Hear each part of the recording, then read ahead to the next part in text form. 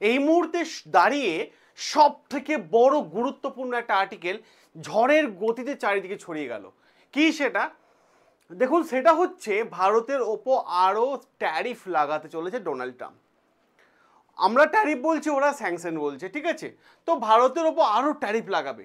কয়েকদিন আগেই Donald Trump একটা কথা ঘোষণা করেছিল যে আমরা তো শুধুমাত্র এখন 50% ট্যারিফ লাগিয়েছি, একদিকে লাগিয়েছি 25% ট্যারিফ, তারপর আবার 25% পেনাল্টি, মানে 50% ট্যারিফ লাগিয়েছি। এরপর তো এখনো ফেজ 2 আর ফেজ 3 তো বাকি আছে, এই কথা ডোনাল্ড ট্রাম্প বলেছিল। তো এখানেই একটা বড় প্রশ্ন দাঁড়াচ্ছে যে তাহলে কি ভারতের ওপর আরও ট্যারিফ লাগতে চলেছে? হ্যাঁ, কারণটা কি? সেটা হচ্ছে এরই ছত্রছায়ায় থাকা লোকজন তো একটু বেশি বকছে। ডোনাল্ড ট্রাম্পের যারা ছত্রছায়ায় রয়েছে তাদের বক্তব্য কি এসেছে আমরা দেখিয়ে দিই। একদিকে দেখতে পাচ্ছেন রাশিয়া এবং ইউক্রেন একে অপরের সঙ্গে লড়াই করছে। তো ইউক্রেনের যে প্রেসিডেন্ট জেলেনস্কি, ঠিক আছে, ইউক্রেনের প্রেসিডেন্ট জেলেনস্কি একটা বক্তব্য মারাত্মক লেভেলে ঝড়ের গতিতে ছড়িয়ে গেছে।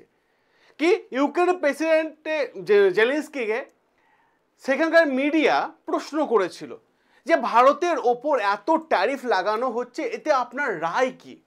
আপনি কোন দিকে? ভারত, চায়না, রাশিয়ার দিকে, না আমেরিকার দিকে, না ইউরোপিয়ান কান্ট্রিগুলোর দিকে? কার দিকে আপনি? তখন জেলেনস্কি, যে ইউক্রেনের প্রেসিডেন্ট, তিনি একটা কথা বলেছে। কি কথা বলেছে শুনুন খুব ভালোভাবে। যে ভারতের ওপর যে 50% এখনো পর্যন্ত ট্যারিফ লাগানো হয়েছে, এটা ভারতের বিশাল বড় ক্ষতি, এটা ভারতকে বোঝা উচিত। এটা কে বলছে? জেলেনস্কি বলছে। জেলেনস্কি বলছে যে সমস্ত দেশ রাশিয়া থেকে তেল কিনছে তাদের প্রত্যেকের ওপর কিন্তু স্যাংশন লাগানো হবে। জেলেনস্কির দাবি, রাশিয়ার কাছে তেল কিনলে, ঠিক আছে, রাশিয়ার কাছ থেকে তেল কিনলে জেলেনস্কি দাবি করছে যে যে সমস্ত দেশ রাশিয়া থেকে তেল কিনবে তাদের সমস্ত দেশের ওপরই কিন্তু স্যাংশন লাগাবে কে? ট্যারিফ লাগাবে কে? Donald Trump. এবার প্রশ্ন আছে, ভারত তো শুধু একা রাশিয়া থেকে তেল কিনে না, চায়নাও তো কিনে। তো চায়নার ওপর স্যাংশন লাগাচ্ছ না কেন এখন তোমরা? দম নেই? না না, চায়না কম্পিটিটর বলে, হ্যাঁ কম্পিটিটর বলে তোমরা চায়নার ওপর স্যাংশন লাগাচ্ছ না? কি ব্যাপার, কেসটা কি আমি জানতে চাই। তো জেলেনস্কি হঠাৎ করে এরকম ইউ টার্ন নিয়ে মন্তব্য করার কারণ কি? আর এই মেসেজ কাকে বোঝাতে চাইছে? ভারতকে। কারণটা কি? যে জেলেনস্কির দাবি যারা রাশিয়া থেকে তেল কিনবে তাদের ওপর ইউএস ট্যারিফ লাগাবে এবং এইটা ইউক্রেনে পূর্ণ সাপোর্ট থাকবে। সেইটাই বলছে জেলেনস্কি, মানে ইউক্রেনের প্রেসিডেন্ট। ঠিক আছে ভাই, ইউক্রেনের প্রেসিডেন্ট বলছে, ঠিক আছে, কোনো চাপ নাই। আচ্ছা, ইউক্রেনের মাথার ওপর কার হাত আছে? আমেরিকার। জানেন তো এটা? আমেরিকার মাথার ওপর হাত আছে, যেমন ইসরায়েলের মাথার ওপর আমেরিকার হাত আছে। তো ইউক্রেনেরও মাথার ওপর আমেরিকা কিন্তু হাত দিয়ে বসে আছে, ভাই চাপ নিস না। আর এই স্টেটমেন্টটা কেন এতটা ভাইরাল হয়ে গেল? কারণ ভাইরাল হতো না, এতটা চারিদিকে ছড়িয়ে পড়তো না। কেন হয়ে গেল? তার কারণটা হচ্ছে এই আর্টিকেলটা। এই আরো একটা আর্টিকেল এসছে, স্কট ব্যাসেন, যেটা হচ্ছে ডোনাল্ড ট্রাম্পের ট্রেজারি মিনিস্টার, হ্যাঁ, কমার্স মিনিস্টার ডোনাল্ড ট্রাম্পের। এনারও একটা বক্তব্য আসে এবং স্টেটমেন্ট মারাত্মক লেভেলে ভাইরাল হয়ে গেছে। কারণ ইউএসএ এখন অনেক মিনিস্টার বলছে খুব তাড়াতাড়ি আমরা ভারতের ওপর সেকেন্ডারি স্যাংশন লাগাতে চলেছি, যারা যারা রাশিয়া থেকে তেল কিনবে, যারা যারা রাশিয়া থেকে তেল কিনবে তাদের ওপর আবার আমরা স্যাংশন লাগাতে চলেছি। এই স্টেটমেন্ট, জেলেনস্কি স্টেটমেন্ট তখনই আসলো যখন স্কট ব্যাসেনে স্টেটমেন্ট আসলো, মানে ভারতের ওপর ওরা আরো সেকেন্ডারি ফেজ আনতে চলেছে। কারণ আগেই ডোনাল্ড ট্রাম্প বলেছিল যে আমরা এই তো মাত্র 50% ট্যারিফ লাগিয়েছি, এরপর তো সেকেন্ডারি ফেজ আছে, থার্ড ফেজ আছে, সবগুলো কিন্তু এক এক করে আসবে। এবার প্রশ্ন এইখানে ডোনাল্ড ট্রাম্পের একটা স্টেটমেন্ট দেখুন। আচ্ছা, স্টেটমেন্ট প্রচুর আছে। রিসেন্টলি যে এসিও সাবমিট হয়ে গেল চায়নাতে 31শে অগস্ট এবং 1 সেপ্টেম্বর, দুদিন ধরে চলছিল, সেখানে বিশ্বের 20টা দেশ গেছিল এবং এসিও সাবমিট হওয়ার পর বিশ্বে আরও 5টা দেশ অ্যাড হলো। তাহলে এশিয়াতে এসিও সাবমিটে কতগুলো দেশ অ্যাড হলো? 25টা। এই 25টা দেশের মধ্যে সবথেকে বেশি স্ট্রং ছিল 3টে দেশ, চায়না, রাশিয়া, ভারত। ঠিক আছে, এই তিনটে দেশ ভালো রকম স্ট্রং ছিল। এবার প্রশ্ন হচ্ছে ডোনাল্ড ট্রাম্পকে মিডিয়া জিজ্ঞেস করছে যে রাশিয়া এবং ইউক্রেনে যে যুদ্ধ চলছে এই বিষয়ের ওপর আপনি বিশ্বের বিভিন্ন দেশের ওপর, বিশেষ করে ভারতের ওপর এবং ব্রাজিলের ওপর আপনি 50% ট্যারিফ লাগিয়েছেন, এতে আপনার রায় কি? I am very happy about the world of situation. কারণ আমি এখন এই মুহূর্তে অনেক হ্যাপি, কারণ ভারতের সব থেকে বেশি লস হচ্ছে এবং আবার ঝুট, ডোনাল্ড ট্রাম্পের ঝুটের পর ঝুট, হ্যাঁ ঝুটের পর ঝুট, আবার ঝুট এসছে না। ভারত এখন শুনছি যে অনেক তেল কেনা কমিয়ে দিয়েছে, তাতে রাশিয়ার কিন্তু অনেক ক্ষতি হচ্ছে, এই ধরনের কথাগুলো কিন্তু বলছে, তিনি এটাও বলেন ইন্ডিয়া চায়না বাদে যে সমস্ত দেশ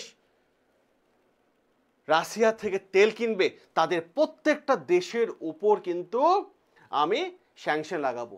আচ্ছা, এই কথাটা আমি শুরুতে কার জন্য বললাম? জেলেনস্কির জন্য বললাম। মনে পড়ছে, দেখুন তো, জেলেনস্কি এই কথাটাই বলেছিল যে আমেরিকা যে সমস্ত দেশের ওপর স্যাংশন লাগাবে সে সমস্ত দেশের ওপর আমার আমেরিকার জন্য পূর্ণ সাপোর্ট রয়েবে বলেছে। দেখুন ডোনাল্ড ট্রাম্পের সেভ কথা। ডোনাল্ড ট্রাম্প কয়েকদিন আগে জেলেনস্কি কি বলছিল? না না না না, আমার এই যুদ্ধ আর দরকার নেই, আমি যুদ্ধ থামাতে চাই, চলো আমেরিকা ভুল করছে, হ্যান করছে, ত্যান করছে। এখন কিন্তু ঘুরে গেল। তখনই ঘুরলো যখন আমেরিকা থেকে একের পর এক স্টেটমেন্ট চলে আসতে শুরু করলো, মানে সেটিং কেস কিছুই না, প্রথম থেকে ইউক্রেনের ওপর হাত ছিল আমেরিকার, ইউক্রেনের ওপর হাত ছিল। এবার এটাও প্রশ্ন এসেছে, কি এসেছে আমি আপনাদের সামনে আরও একটা বিষয় দেখাই। দেখুন স্কট ব্যাসেনকে আমি একটু আগে বললাম ইউএস এর ট্রেজারি মিনিস্টার, ইনার একটা স্টেটমেন্ট এসছে। দেখুন তার আগে আমি বলে দিই, র্যাপিড রেসপন্স 47 এটা কি? আমেরিকা মানুষরা, মিডিয়া বিশেষ করে মিডিয়া বারবার জিজ্ঞেস করছে নানান রকম প্রশ্ন, ঠিক আছে? তো আমেরিকা মিনিস্টাররা এবং ডোনাল্ড ট্রাম্প কী করেছে যে কত আর মিডিয়াকে রিপ্লাই করব, কত আর ঝুট বলবো, সামনাসামনি থাকলে 5টা প্রশ্ন বেশি করছে, তার জন্য একটা সোশ্যাল মিডিয়া পেজ করেছে, ঠিক আছে, যার নাম হচ্ছে র্যাপিড রেসপন্স। যেমন ঠিক আছে, ডিপার্টমেন্ট অফ ডিফেন্সের নাম চেঞ্জ করে ডিপার্টমেন্ট অফ ওয়ার করেছে, তেমনই মিডিয়া হ্যান্ডেলিংয়ের জন্য নতুন আরেকটা পেজ করলো র্যাপিড রেসপন্স। আর এখানে স্কট ব্যাসেন, আমেরিকার ট্রেজারি মিনিস্টার, একটা বড় স্টেটমেন্ট দিয়েছে। কি স্টেটমেন্ট দিয়েছে? সেটা হচ্ছে we are prepared to increase pressure on Russia, but we need our European partner follow us. If the US and the European Union, they can come into more sanctions, secondary tariff on the countries that buy Russia oil, the Russian economy will be in full collapse. দেখুন কি বলছে, যে আমরা মানসিকভাবে প্রস্তুতি আছি second tariff লাগানোর জন্য, যারা যারা রাশিয়ার কাছ থেকে তেল কিনছে। এবং এই সেকেন্ড ট্যারিফ লেগে গেলে রাশিয়ার ইকোনমি সম্পূর্ণরূপে ভেঙে যাবে। ভাই আমি এখানে একটা কথা বলবো, আমার নিজস্ব মতামত, ভারত যদি রাশিয়া থেকে তেল কেনা বন্ধ করেও দেয়, মনে করুন করে দিল, তবুও রাশিয়ার ইকোনমি কোলাপস হবে না। এবার বলুন কেন? কারণ এই মুহূর্তে যে রিপোর্টটা এসেছে, আমি 2-3 দিন আগে একটা ভিডিও করেছিলাম, রিপোর্টটা আমি এখানে আনিনি, সেখানে পরিষ্কারভাবে বলা হয়েছে রাশিয়ার কাছ থেকে কিন্তু বহু দেশ তেল কেনার ইচ্ছে প্রকাশ জানিয়েছে। এবং সাথে সাথে ভারত যদি রাশিয়া থেকে তেল নাও কিনে চায়না তেল কিনছে, তাহলে রাশিয়ার ইকোনমি কি করে ডাউন করতে চাইছে? রাশিয়ার ইকোনমি কোথায় ডাউন হচ্ছে? ভারত যদি নাও কিনে রাশিয়ার ইকোনমি ডাউন হবে না, রাশিয়ার ইকোনমি একদম ভেঙে পড়বে না। স্কট ব্যাসেন এই বক্তব্য, আমি আপনাকে স্কট ব্যাসেন এই বক্তব্য যে রাশিয়ার ইকোনমি আমি কোলাপস করে দেবো, ঠিক আছে, তবুও রাশিয়ার ইকোনমি কোলাপস করবে না। কারণ কি, দেশের মানুষকে তো বোঝাতে হবে, আমেরিকার মানুষকে বোঝাতে হবে যে সেকেন্ড ফেজ আনলেই রাশিয়ার ইকোনমি ভেঙে পড়বে, ঠিক আছে, ইন্ডিয়াকে আমরা আরও জব্দ করে দিলাম। মানে ওদের দেশের মানুষকে তো বোঝাতে হবে ওকে, কারণ ওদের দেশের মানুষ এখন ওদের ওপর ক্ষেপে আছে, কিছু একটা মিথ্যা কথা বলতে হবে। কারণ যেভাবে একটার পর একটা মিথ্যা টুইট করে যাচ্ছে এই লোকগুলো মিথ্যার পর মিথ্যা টুইট করে যাচ্ছে। উপরন্তু সাথে সাথে আমি আরও একটা আর্টিকেল দেখাই, যেহেতু বলেছে না রাশিয়া ইকোনমি পুরো কোলাপস হয়ে যাবে, আরও একটা ইকোনমি দেখায় আপনাদের। আরও একটা বিষয় যে রাশিয়া থেকে চায়না ডাইরেক্ট তেল কিনে, তার জন্য কিভাবে কিনে, পাইপলাইনের মাধ্যমে কিনে, এবং সেকেন্ড ডিলও কিন্তু চায়না রাশিয়া সাইন হয়ে গেল, চায়না রাশিয়া সাইন হয়ে গেছে। এবং সাথে সাথে নর্থ কোরিয়া এও কিন্তু বলে দিয়েছে যে আমরাও কিন্তু এবার থেকে রাশিয়ার কাছ থেকে তেল কিনবো। এবার দেখুন যে ম্যাপটা আমি আপনাদের দেখাবো, যে ম্যাপটা, এই ম্যাপে কিন্তু বলা হচ্ছে পাইপলাইনের মাধ্যমে রাশিয়া থেকে চায়নায় তেল যাবে। একটা ডিল আছে পাইপলাইনের মাধ্যমে ন্যাচারাল গ্যাস এনার্জি রাশিয়া দিচ্ছে চায়নাকে, যার ফলে Russia billion of dollar income করছে। এবার কিন্তু তেলের জন্য আরো একটা পাইপ করছে। দেখুন আমরা দেখুন, ঠিক আছে, পাওয়ার অফ সাইবেরিয়া, ঠিক আছে, আর পাওয়ার অফ সাইবেরিয়া 2, এই দুটো পাইপলাইন। প্রথমে এটা যেটা ন্যাচারাল গ্যাস যাচ্ছে পাওয়ার অফ সাইবেরিয়া 1 দিয়ে কিন্তু রাশিয়া থেকে চায়না ডাইরেক্ট ন্যাচারাল গ্যাস যাচ্ছে, ঠিক আছে। এবার দেখুন পাওয়ার অফ সাইবেরিয়া 2, এই পাইপলাইন এখান থেকে তেল আসবে একদম চায়নার মধ্যে গিয়ে নিচে। আচ্ছা আমি একটু ছোট করে, এটা হচ্ছে চায়না, ঠিক আছে, চায়না গিয়ে নিচে যাচ্ছে। এই ডিলটাও কিন্তু এসিও সাবমিটে রাশিয়া এবং চায়না সাইন করে নিল। তাহলে কোন অ্যাঙ্গেল থেকে ডোনাল্ড ট্রাম্পের মনে হচ্ছে যে রাশিয়া ফেজ 2 আনলে, ফেজ 2 এ স্যাংশন আনলে রাশিয়ার ইকোনমি কোলাপস হয়ে যাবে? কোন অ্যাঙ্গেল থেকে মনে হচ্ছে ভাই? তো এখানেই আমি আপনাদের বলবো যে এই সমস্ত জিনিস যদি আপনাকে আরেকটু ভালো করে জানতে হয়, তাহলে অতি অবশ্যই এবার আপনার সন্তানদেরকে একটা বড় জিনিস উপহার দিন, সেটা হচ্ছে এআই টুলসে কাজ শেখান আপনাদের সন্তানদেরকে। এবছর পুজোতে সন্তানদেরকে একটা ভবিষ্যৎ উপহার দিন, এআই শেখান, আর এআই ব্যাচে অ্যাডমিশন করান। এআই ব্যাচ কীভাবে পাবেন, এই ভিডিও ডেসক্রিপশন বক্সে চলে যান, এআই ব্যাচ লিঙ্ক দেওয়া আছে, লিঙ্কে ক্লিক করলে অ্যাডমিশন হয়ে যাবে। তো ছেলে মেয়েদের এআই ভবিষ্যৎ তুলে দিন। আমি আরও একটা প্রশ্ন আপনাদের সামনে করি, আপনারা যারা সিনিয়ররা দেখছেন এই মুহূর্তে, তারা প্রত্যেকে রিকোয়েস্ট আপনার বাড়ি থেকে যেন 4-5 জন এআই এক্সপার্ট আছে, কারণ এই মুহূর্তে এসিও সাবমিটে বলা হয়েছে চায়না ভারতের ওপর এআই এর জন্য ইনভেস্ট করতে চলেছে।